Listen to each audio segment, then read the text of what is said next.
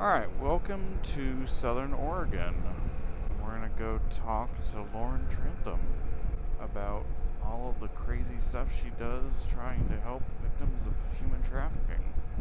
I'm gonna interview Lauren, maybe get to go ride together. That'd be nice. But yeah, Lauren's a really interesting person, so it's good to be able to come down here and talk to her, because not enough people like her are in this world. You gotta highlight the ones you find. Lauren actually did offer to let me camp on her property when I was doing the TAT. The timing just didn't work out, you know. I came down through Crater Lake, but I ended up out in Canyonville, I think is where it's called, but it's, 110 miles or something from here, so it didn't quite work. God, it's gorgeous out here, though. Holy crap.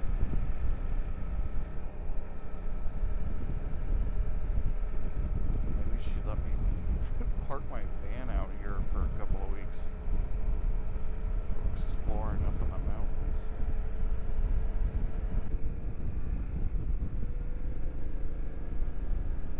Not sure what this is. Is it apple orchard? Potentially? Yeah, okay. Ow. Oh, that was a big old bug. Alright, we're gonna close the visor. That hit me right in the bridge of my nose. Jesus.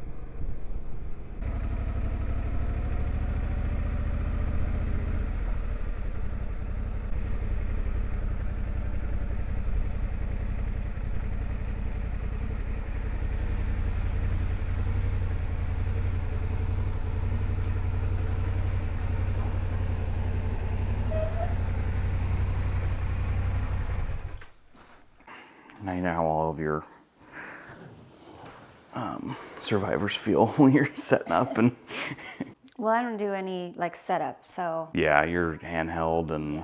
Do you use lights or not really? Never. I have one lens. I use a Sigma Art 50. That's a good lens. And natural light. So Yeah. The lower the production, the better, because this could feel like a studio, if you know what I mean. So let's just pretend that we don't know each other and have you introduce yourself. I'm Lauren Trantham. I'm the founder and executive director of Ride My Road. We're an anti-human trafficking nonprofit. Primarily, we got started in the motorcycle industry, and now we're evolving out, but it's nice to have that moto connection.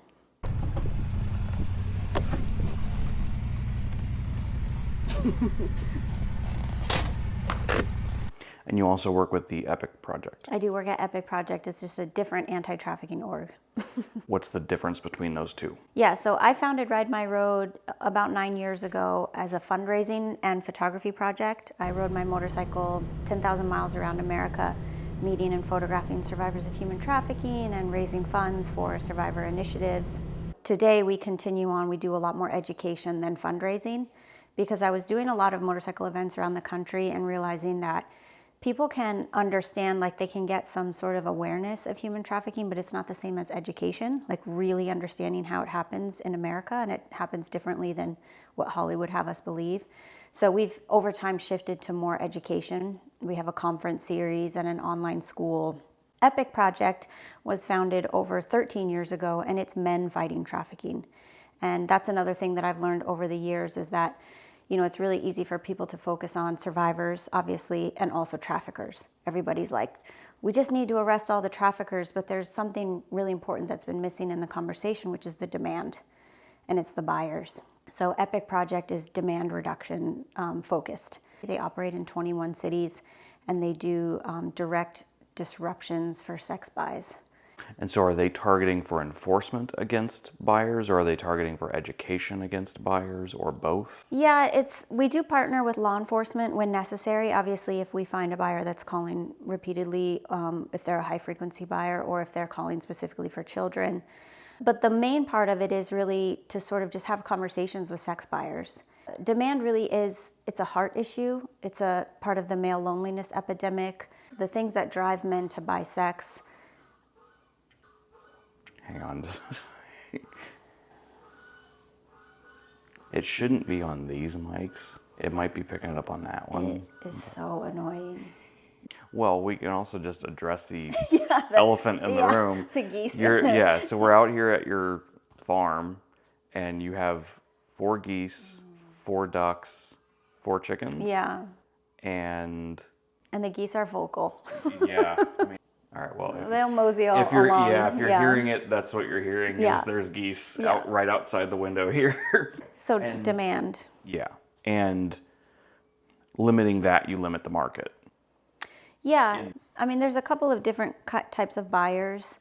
A lot of buyers are just sort of willfully ignorant. The average sex buyer, like it's much easier cognitively to say, oh, I'm just, it's 2 consenting adults. But they really don't know if there's a trafficker behind the scenes. And the person who's being purchased, it is their job to pretend like they want to be there. Yeah, they want that fantasy. Yeah. And if they don't fulfill that fantasy and they don't get paid, then they get whooped by their trafficker. And potentially their buyer. Yeah, and their buyer. Yeah, it's a very, very violent industry. Anyways, Epic Project works to address that demand. What moved you into working with human trafficking from the nonprofit side and not from like the law enforcement side? Oh, sure. Well, as a photographer, I was already photographing women at the time. I was known as the woman's photographer, and I focused on actually boudoir and female portraiture. And then I went through a divorce, and it was a really, really tough time. I mean, I think divorce is hard for most people, but I was getting divorced from a high-level narcissistic abuser.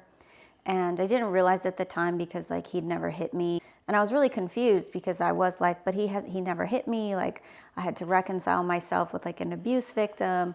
You're on the inside looking out. Yeah, and when you're in it, you don't know. Yeah. So long story short, I had all this pain inside of me, and I really was very curious about how like nobody's exempt from abuse.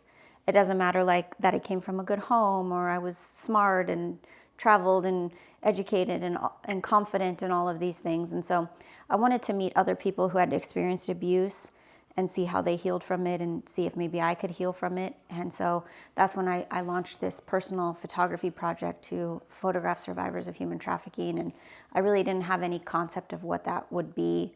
And so I spent 2 months on the road. At that time, that was 2016, and I photographed almost 40 survivors on that trip. And I really just thought it would be like a one-off personal project. I thought I'd come back to my life, and it was impossible. After meeting that many survivors and hearing their stories, I was basically hooked, and I've been doing it ever since, almost 10 years now. What bike did you do that on? The most impractical bike in the world. Yeah, right, because was it the Monster? It was a Ducati Monster S4RS 998. Well, luckily I found Giant Loop, and Giant Loop have. And so how did you get involved with Harold? Did you just like email him? Yeah. And I was looking at luggage systems because I had already been moto camping for over 10 years. And we used to just put all of our crap in garbage bags and then like bungee the shit out of it, I've seen that before, yeah. That's how we rolled. So I wrote them, and actually it was Greg Scarvalis, when he was working there. He wrote me back and he got me connected with Harold, and they sent a huge box. They were just on board immediately, weren't they? On board immediately. They sent me hats and shirts and the thing for my spot on my arm. I got a Diablo tank bag. They sent me the horseshoe, the Coyote saddle bag. Yeah. Giant Loop's been with me since the beginning, and Harold donated gear. He's upgraded my gear over the years, and he's given financially. Like, it's just been an incredible partnership with Giant Loop. So you got into motorcycling through your dad. And did you start on like dirt bikes and stuff? Or? No, I started on a Monster 750. Oh, geez. Yeah, that was your first bike? Yeah. That's a hell of a first bike. I mean, this is always a thing when like people are like, that's too much bike for me or whatever. I'm like, then just don't twist the throttle so hard. Like, I don't understand that. Yes, and I do think that's also a thing of coming into motorcycling later on. You have the mental responsibility to be like, I just don't need to ride fast. Yeah, there might be it might be a gendered thing as well. Like, yeah, very possibly. Yeah. I've always told women, because women are like, oh, I'm going to get like a little Rebel or like a 250. And I'm like, you'll outgrow that bike so fast.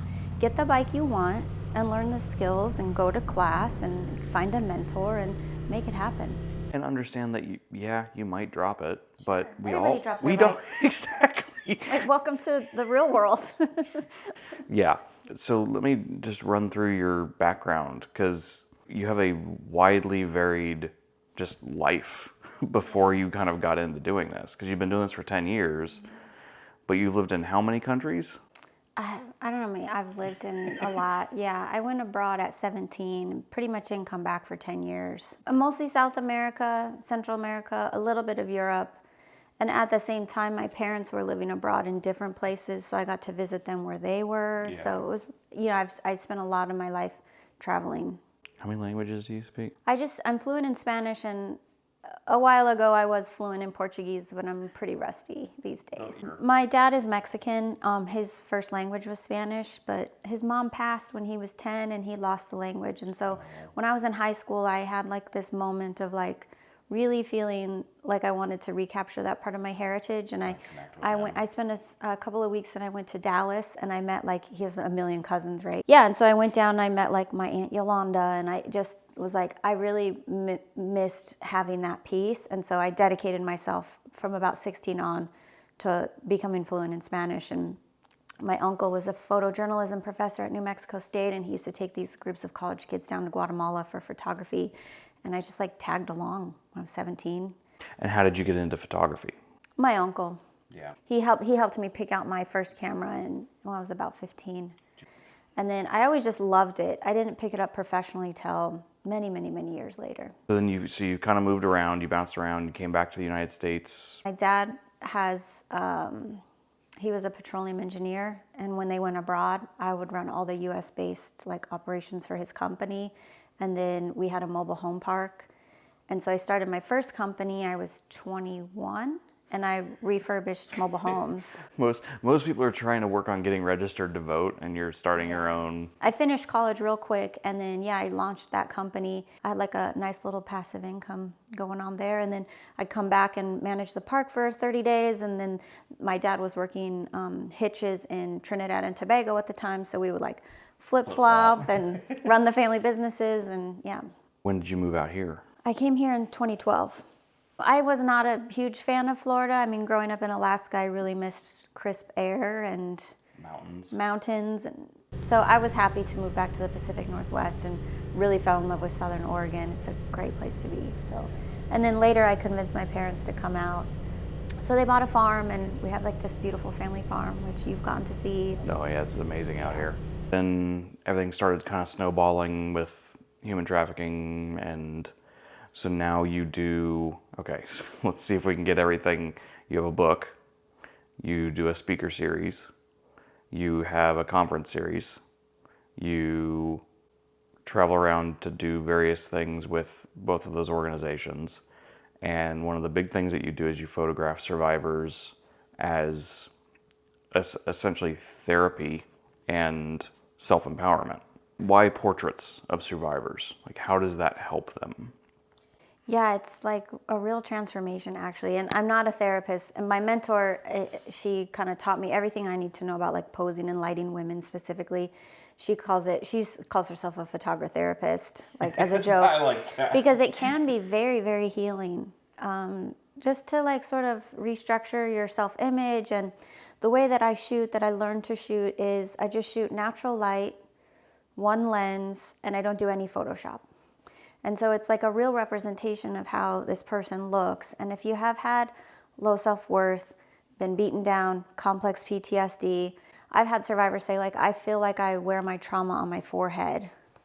And then you show them a picture of how beautiful they look with no Photoshop, and it changes something in them. And not sexualized. No, yeah. And these are a celebration. If you Google human trafficking and you put in images, the whole hands over the mouth thing and that's not representative of how trafficking victims look. They look exactly like you and I. Every time I speak, at every single event I've ever spoken at, I can guarantee you there's people in the audience that have been trafficked. It's they're among us and people don't know. And I do speak a lot and people come up and disclose.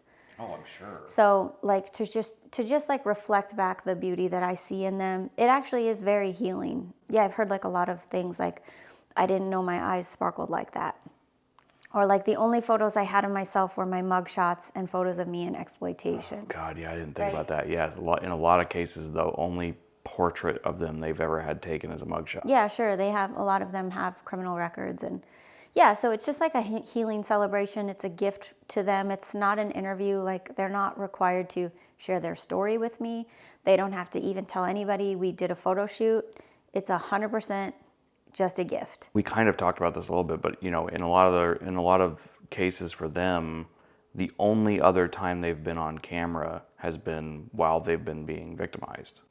It's very common. And so it's kind of, what EMDR therapy is. So it's like that, except more of a experience. Yeah, it's like an experiential transformation. I just photographed 19 survivors last week in DC. You were in DC, right? Yeah.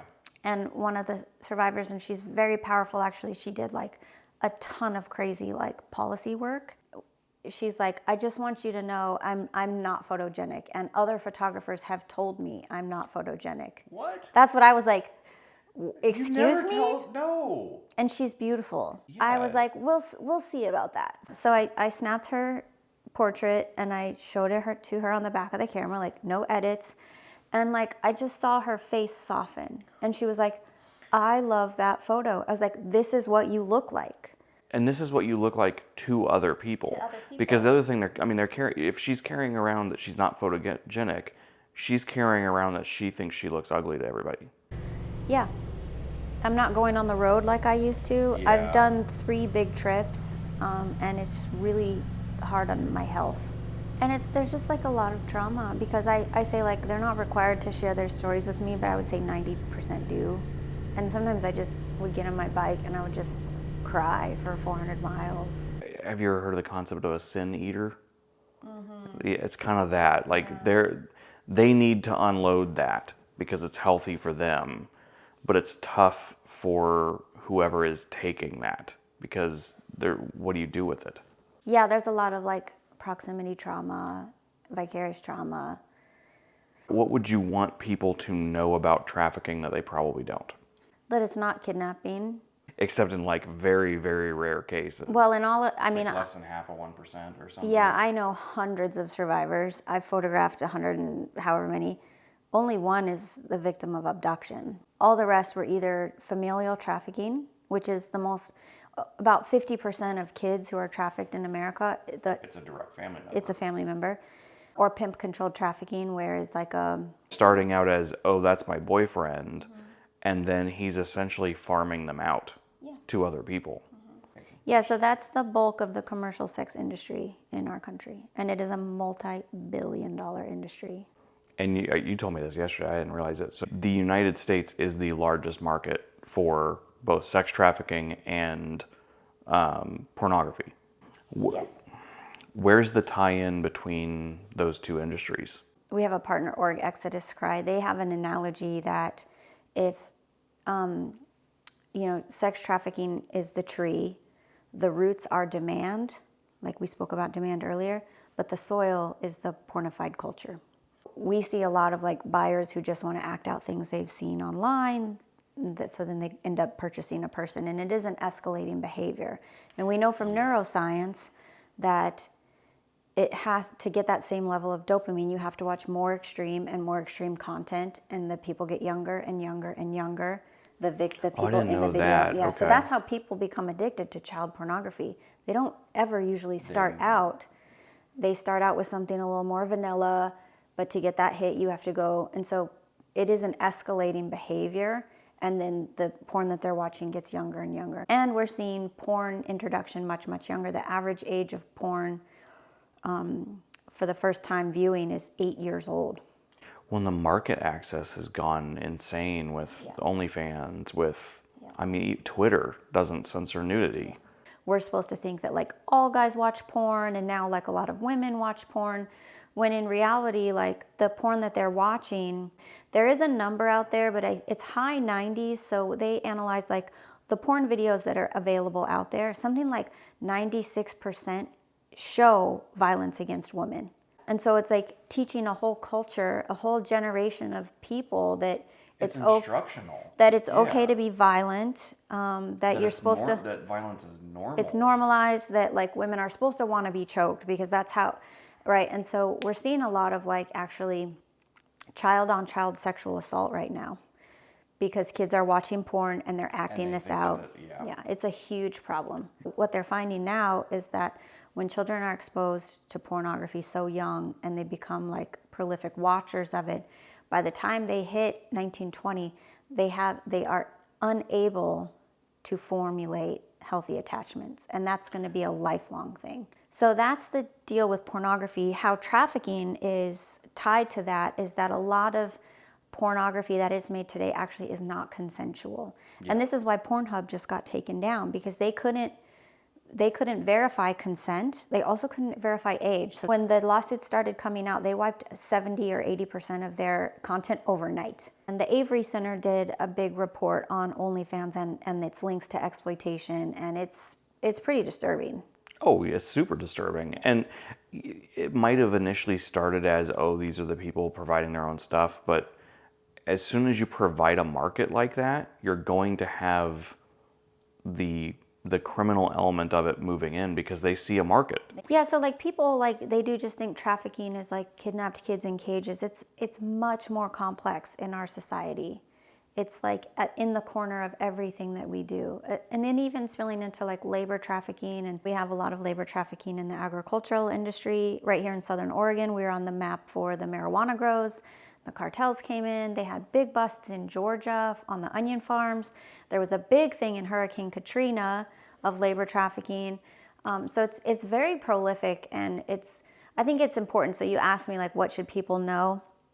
I think like, I would like people to realize like, it's not just this narrow one thing. It's like, we need to open up our hearts and our like eyes a little bit more.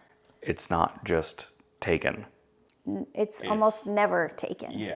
And that's the other thing I would say, like, obviously there's a lot going on with immigration right now. Yeah. Trafficking does happen across the border, but most people who are trafficked in the United States are United States citizens. So that's another thing to understand. The thing that people don't know about that is actually one of the craziest, largest types of trafficking in our country is the illicit massage businesses.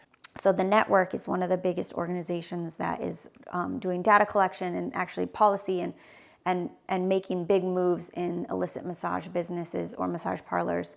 They're called the network, and they released a report. There is more illicit massage businesses in the United States than McDonald's and Burger King combined. Oof, I did not know that That's what I'm number. saying. I knew there was a lot of them. This is where labor trafficking and sex trafficking can combine, because those people are labor trafficked and sex trafficked. And that is run like a mafia. Oh yeah. So the Chinese mafia and the Asian mafia, and so it's like you can take one down and it's like whack-a-mole. They'll incorporate under a different LLC or a different name, and they'll come up one block over. And this is where the community can have a huge impact if they're educated on it. Because like there's a lot of things that can be done with like landlords, like they're all in strip malls. You know what they are because they're open till midnight. Yeah. No like phone number, there's no name, there's no like, it just says massage. Yeah. And the curtains are drawn all the time. You can actually sit there and you'll see at night all the women will come out and get into a van and they go and they live in the same house and they come back. And it's like, what do you guys think is freaking happening here?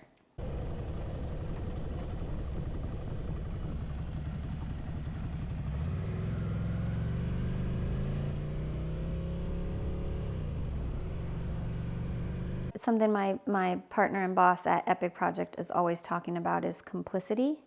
It's hard to confront things we're complicit in, from buying our iPhones that are made by child slaves to watching pornography and having the sort of the wherewithal to like hold yourself accountable for our behaviors, the things we participate in. And so there's this level of complicity that makes it easy for us to like not confront it. So it's like you look at like people like, yes, let's end sex trafficking. Everybody can agree with that. But when you say, okay, well then we need to address these things, people are like, oh, whoa, hold on. Yeah. No, but kidnapped kids, it's like, it's frustrating. Yeah. Our work it's like we're fighting two battles. We're fighting the actual issue and we're fighting like the sort of the willful ignorance of. You're fighting their version of what they think it is, or what they think the problem is. Yeah.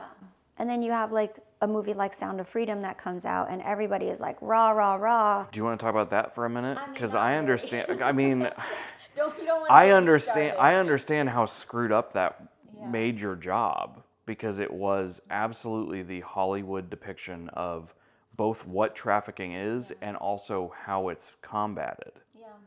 And none of it was true. None of it was true. And not only that, I mean, it's based off a character who has now been indicted. He's been blacklisted from the Mormon church. But he's being sued by 6 or 8 of his female staff for actually trafficking, sexual assault. Yeah. And it's like, it's so hard to be in this work with some amazing, brilliant people who are making a big difference. And then to see a character like that be celebrated culturally is like, it's like a bit of a gut punch. Yeah, it hurts your heart when you watch a movie like that. And you do say, I don't want this to happen. How can I help? And then we say, well, here's some ways you can help. And then it's crickets. Because it's like, oh, no, I wanted to kick down doors. Yeah. It's like, well, that's not really actually how it works. So, but I will say this. Children should be rescued. They should be rescued. The problem is with a lot of the rescue operations is there's no plans in place for aftercare. It's short-sighted.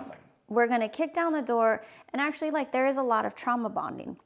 So you're actually going to rip them away from the only family that they know, even though it's an exploitative family.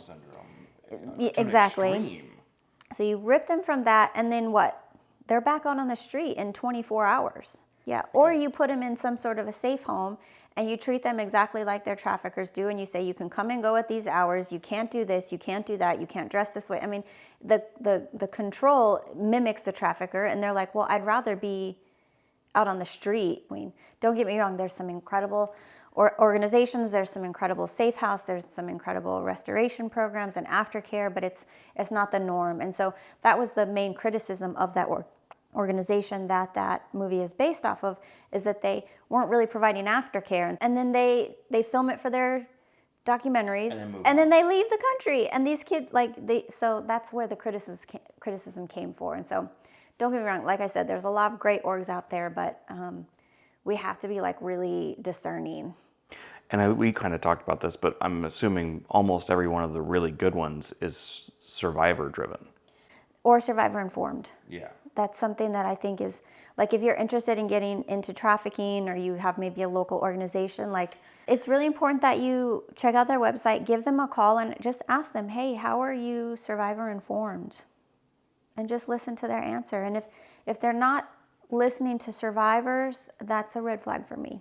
Well, you spoke about that yesterday. That'd be like a veteran organization that doesn't have any veterans involved in their treatment.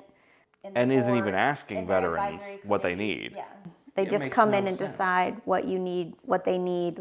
So same goes for survivors. Yeah.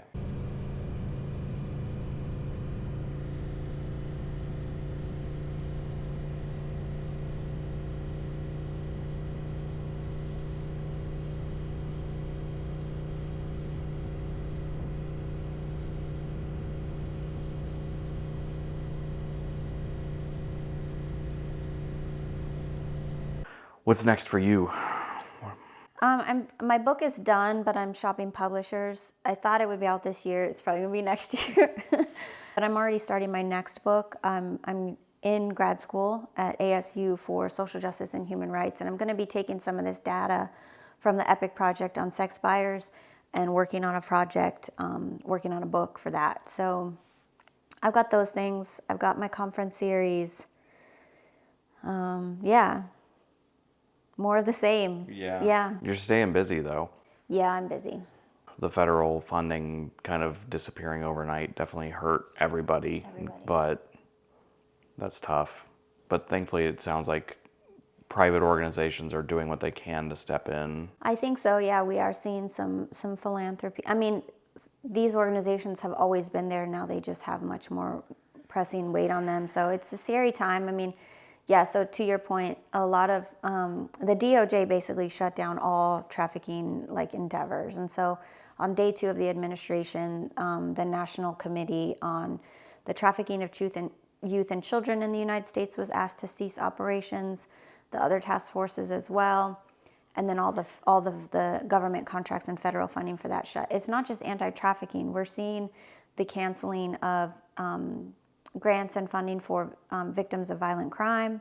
Oh yeah, ending For violence foster against care. women completely Violence stopped against operations. Foster care system, CASA in Oregon, they just lost. Well, I'll tell you, in Oregon, they just lost all funding for CASA, which is court-appointed special advocates. Oh yes. It's a nonprofit organization that walks with foster care kids. So foster care is the #1 on-ramp for sex trafficking of children in our country.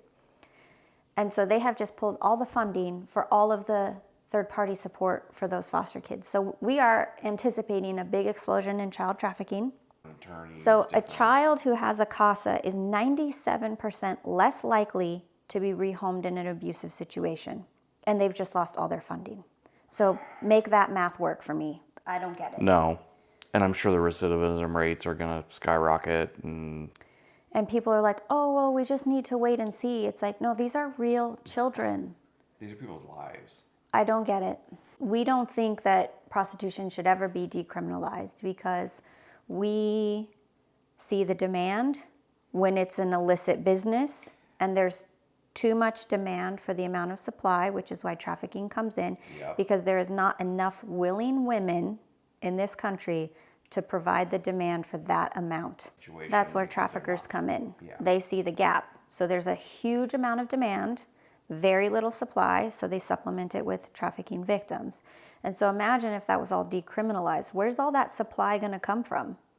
Yeah, it's all you've done at that point is eliminating the enforcement mechanism.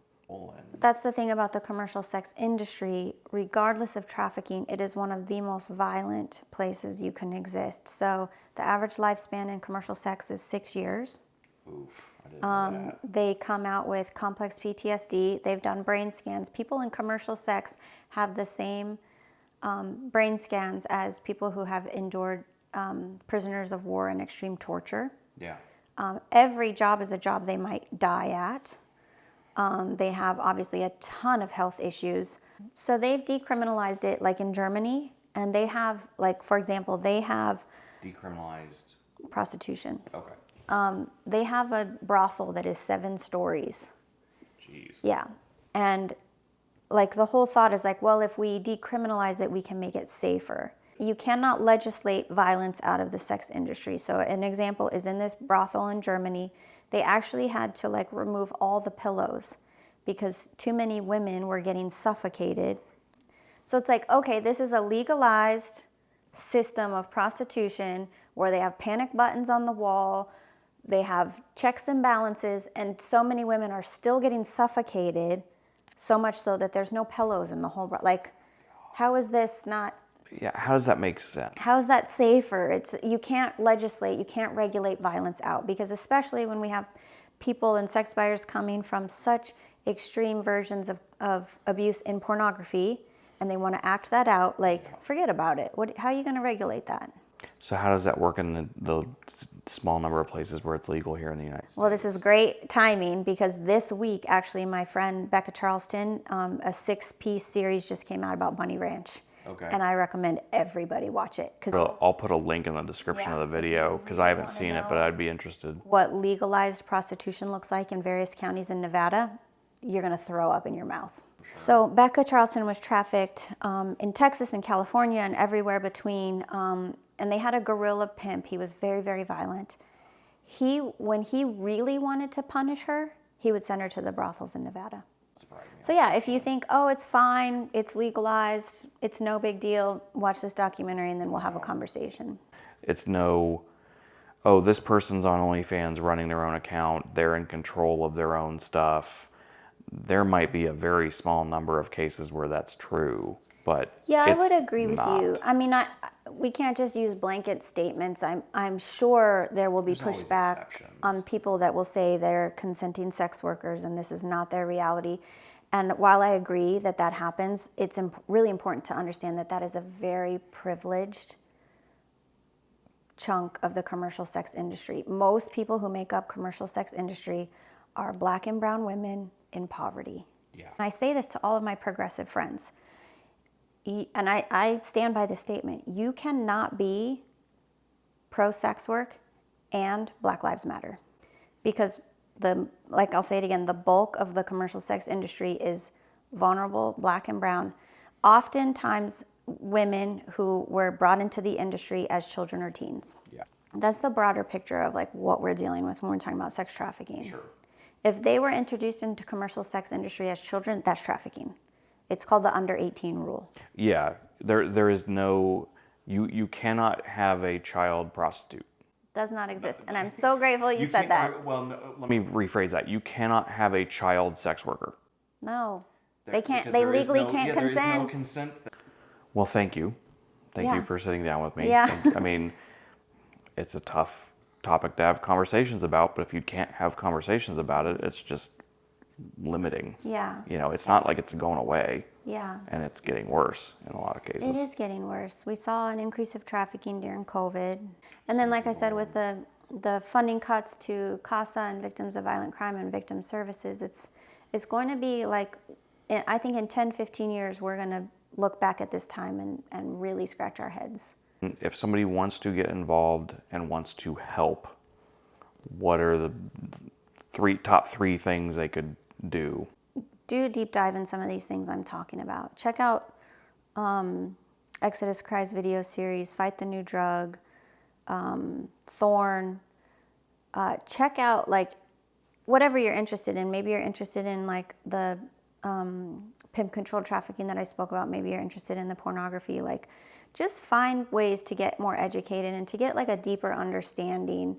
And then number two is like really to just, again, consider demand and kind of like how can we raise a generation of boys who are not going to buy sex?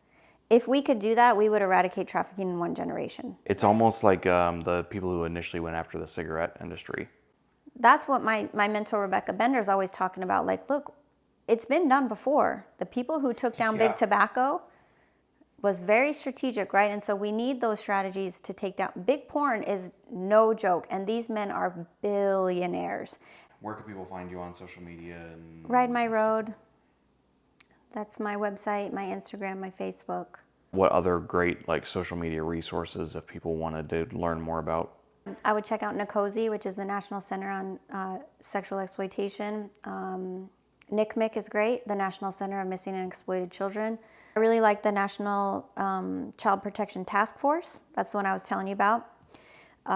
They take counterterrorism technology and use it to find missing kids, runaway kids. That's cool. It's really cool. They're a great org. Thorn is a good one. I've heard of it. I don't know what the acronym stands for. So they actually pioneered the software that all law enforcement is using. Epic Project, obviously, if you're interested in demand reduction. World Without Exploitation, if you're interested in policy. Rights for Girls, if you're interested in research and papers. They just did a paper, actually in partnership with Epic Project, called Buyers Unmasked. If you think sex buying is harmless, read this report and see how sex buyers describe themselves in their own words. Who else? Rebecca Bender Initiative. They do really incredible survivor restoration through the Elevate Academy. And she's my mentor. And that's working with survivors to like get them job skills and life. Yeah. Yep. Awesome. All right. That's all I got. That's all I can think of to ask. Thank you. Thank you for sitting down with me. It's important. Yeah. And unfortunately kind of mostly unknown. Yeah. Like we For said. sure. Yeah. So.